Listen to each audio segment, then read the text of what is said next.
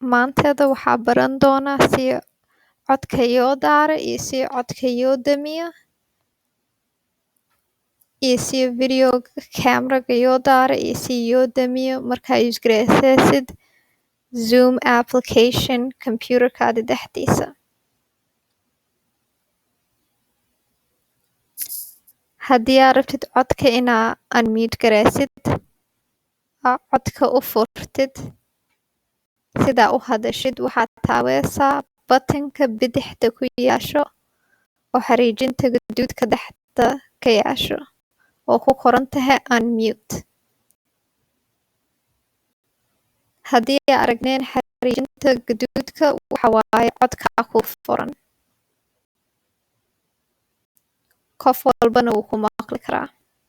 Haddii aad rabtid inaad damisid waxaad taabtaa isku button-kii oo bidixda hoose ku yaalo oo ku qoran tahay mute. Haddii ay xariijin gaduud dhexda ka yaasho waxa waaye codkaadii wuu xiran yahay ma ay ku maqli karana. Haddaad rabtid camera-ga inaad daartid aa u ogolaatid dadka inay ku arkaan waxaad taabeysaa button-ka labaad bidixda hoose oo ku qoran tahay start video.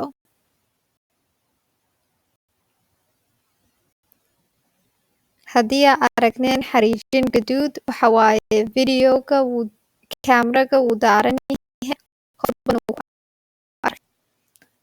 Haddii aad rabtid video camera-ga inaad xirtid uu qofna ku aragneen waxaad taabeysaa button-ka labaad bidixda hoose oo ku qoran tahay stop video.